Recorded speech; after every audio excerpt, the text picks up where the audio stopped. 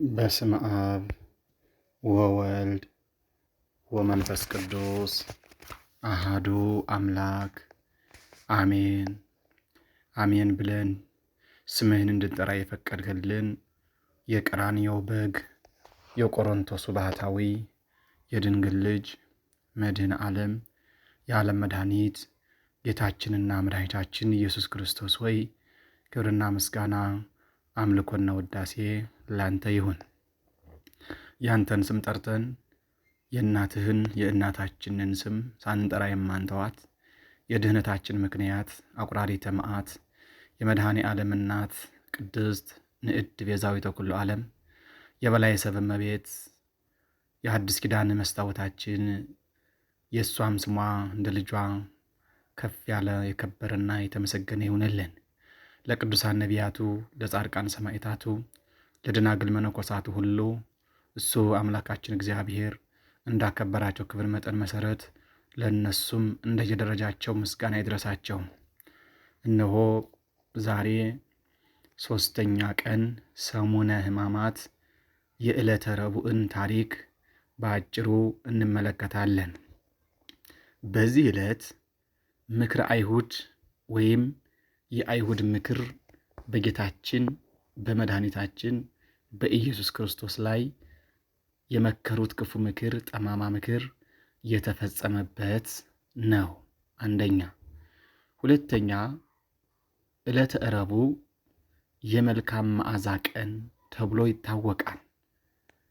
ሦስተኛው የእንባ ቀን በመባል እነዚህን 3 ታላላቅ ታሪኮች በዚህ በዕለተ ረቡዕ በ3ኛው ቀን በሰሙነ ሕማማት የምናገኘው ነው ማለት ነው። በ4ኛው ቀን ከእሁድ ከሰዓት ጀምሮ እሱ 1 ነው። ሰኞ ሰኑይ 2 ማለት ነው። ሰሉስ 3 ማለት ነው። ማክሰኞ፣ ረቡዕ፣ ዓርብ፣ ረቡዕ 4 ማለት ነው። እንደው በዚሁም ታሪኩን የዕለታቱን ስያሜ እንድናውቀው ለማለት ነው።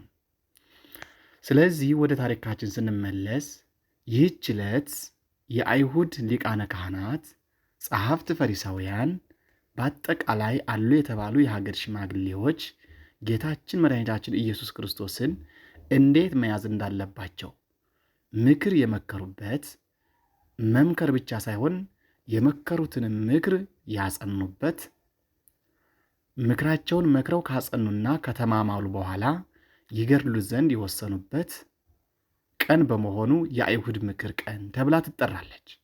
ለዛ ነው አባ ጊዮርጊስ በጸሐፈው በመጽሐፈ ሰዓታት ላይ ማህበራን አይሁድ ተመድበሉ ለሰቂለ አምላክ ተማሃሉ ክቡረ ንጉሠ ሰቀሉ ደሙ ላዕሌነ ወላዕለ ውሉድነ ይቤሉ። በጌታችን በመድኃኒታችን በኢየሱስ ክርስቶስ ላይ የአይሁድ ማህበር ተመካከሩ ይላል። ተመድበሉ ተሰበሰቡ፣ ለሰቂለ አምላክ ተማሃሉ አምላክን ለመስቀልም ተማማሉ ይላል። ወገኖቼ ለመልካም ነገር እንተባበር እንጂ ለክፉ ነገርስ ከቶም እጃችንን አንደበታችንን ለክፉ ነገር አንሰንዝር። አምላካችን መድኃኒታችን ኢየሱስ ክርስቶስ በዕለተ ረቡዕ ቁርጥ ምክር በአይሁድ ተወሰነበት። ይሁን እንጂ በዚሁ ምክራቸው ጌታችን ኢየሱስን እንዴት አድርገው እንደሚይዙት በጣም ይጨነቁም ነበር ይለናል ታሪኩ። ምክንያቱም ደግሞ ወቅቱ የፋሲካ በዓልን የሚያከብሩበት ነው። በመሆኑም በጌታችን ትምህርት የተማረኩ ብዙ ሰዎች ስለነበሩ የጌታችንን ትምህርት በመስማት በማዳመጥ ያደንቁት ስለነበር በዚህ በሕዝብ መሃል ብንይዘው ሁከት ይፈጠራን ብለው ከመፍራታቸው የተነሳ ጭንቀታቸው ልክ አልነበረውም። በመካከላቸውም ጌታችን ኢየሱስ ክርስቶስ ተገኝቶ፣ የሚገርም ነው። ጌታችን ኢየሱስ ክርስቶስ በመካከላቸው ተገኝቶ እርሱን በመሳም አሳልፎ እንደሚሰጣቸው ለዚህ ተግባርም 30 ብርን ወረታውን እንዲከፍሉት ከእነሱ ጋርም በመስማማት ምክራቸውን ተባባሪ በመሆን ዋነኛው የአስቆሮቱ ሰው ይሁዳ ነበረ። ስለዚህ የእግዚአብሔር ልጆች ምክራቸውን መደምደሚያና መፈጸሚያ አድርጎ የመጨረሻ ውሳኔያቸውን ሊያስፈጽም ቃል የገባው ይሁዳ ነው ማለት ነው። ይሄ አንደኛው ምክር አይሁድ። ለዛ ነው ቤተ ክርስቲያናችን ዛሬ ጾመ ድህነት ብላ ረቡዕንና ዓርብን የምንጾመው ለዚህ ነው። ዓርብ እንደምናውቀው ድህነታችን የተረጋገጠበት ቤተ ክርስቲያን የተመሰረተችበት የኔና የናንተ ዳግም የተወለድንበት ቀን ነው።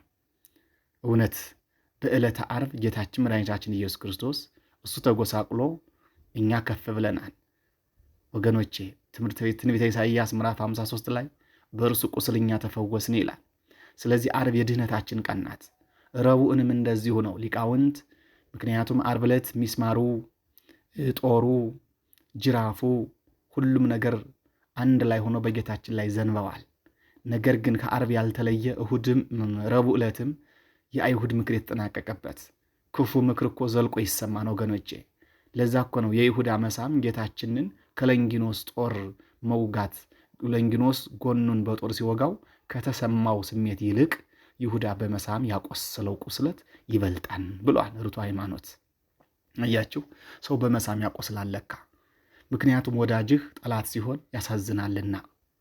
ስለዚህ የእግዚአብሔር ልጆች ዕለተ ረቡዕንና ዕለተ ዓርብን ኦርቶዶክሳዊት ተዋሕዶ ቤተ ክርስቲያናችን ሁልጊዜ የክርስቶስን ሕማሙንና መከራውን በሥጋው የተቀበለውን ጽዋቶ መከራ እያሰበች እኛም ክርስቲያኖች ዋጋ በረከት እንድናገኝ በየዓመቱን በሙሉ ጾመ ድህነት የድህነት ጾም ብላ አውጃ ከሰባቱ አጽዋማት መካከል እንጾመዋለን። በዚህ ምክንያት ማለት ነው። ሁለተኛው የመልካም መዓዛ ቀን ይባላል ዕለተ ረቡዕ። በዚህም ጌታችን በስምዖን ዘለምጽ ቤት ተቀምጦ ሳለ መላ ዘመኗን ሰውነቷን ራሷን በዝሙት አስገዝታ ትኖር የነበረች አንዲት ሴት ነበረች። ማርያም እንተ ዕፍረት ትባላለች። ይሄውም ኃጢአትን ይቅር የሚል አምላካችን መድኃኒታችን ኢየሱስ ክርስቶስ መልካም መዓዛ ያለው አምላክ መጣ ወደ እኔ ስትል ውድ የሆነ ዋጋ ያለው የ300 ዲናር ሽቱ ገዝታ ወደ እርሱ በመምጣት በራሱ ላይ አርከፈከፈችው ይላል። የመልካም መዓዛ ቀን አያችሁ።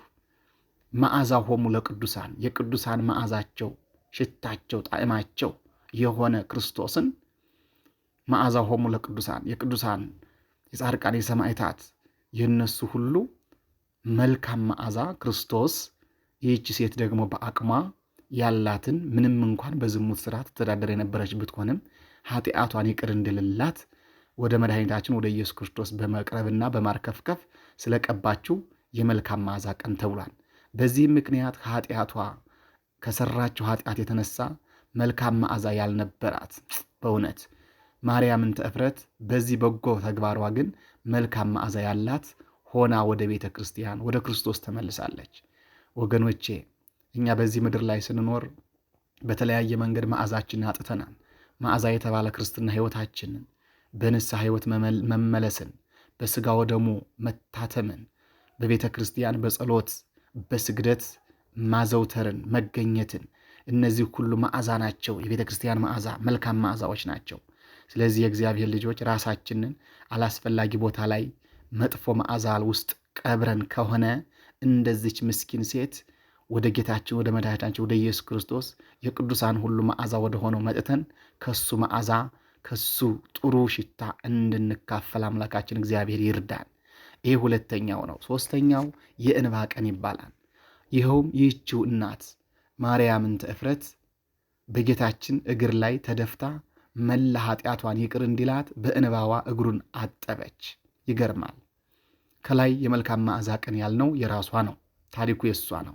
ምክንያቱም ስምዖን በቤቱ ጠርቶ ምንም ሳያደርግለት ይህች ምስኪን ሴት ግን በቤቱ መጥታ እያለቀሰች በፀጉሮቿ እግሩን እያሸች በእንባዋ እያጠበችው ስለነበረ የመልካም መዓዛ ቀን ሽቱ ስላቀረበች፣ የእንባ ቀን ደግሞ በእንባዋ ኃጢአቷን ይቅር እንዲላት አምላኳ ፊት እንባዋን ማፍሰሷ፣ በሚፈሰው እንባዋ ደግሞ የጌታችንን እግር ማጠቧ፣ እንደገና ደግሞ በፀጉሯ እግሩን ማድረቋ ወይም ማበሷ የኃጢአቷ ስርየት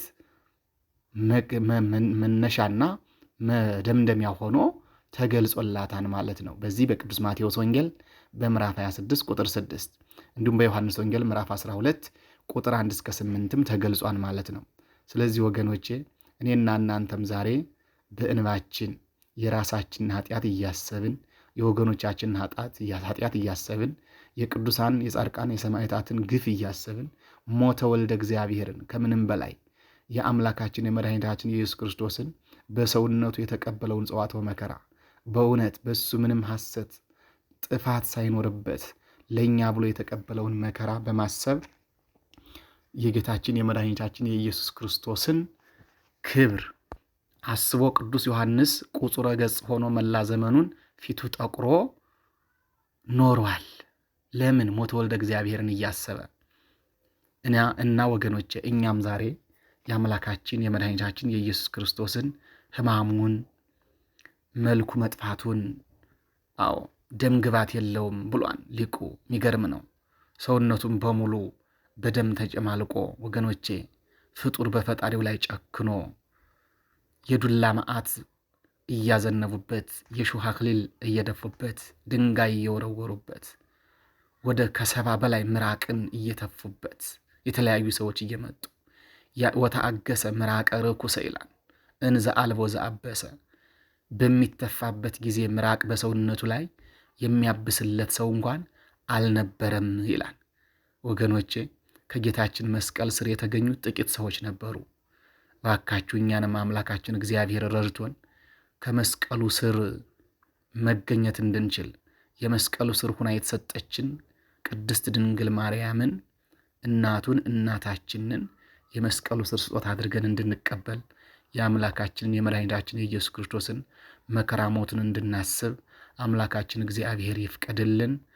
እንኳንም በድጋሜ ለሰሙነ ሕማማቱ የኔና የእናንተ ድነት ለተረጋገጠባት ለዚች ለስቅለት ወይም ለሰሙነ ሕማማት በድጋሜ እንኳን አደረሰን ማለት ፈልጋለሁ። ሰላም እግዚአብሔር ከሁላችን ጋር ይሁን።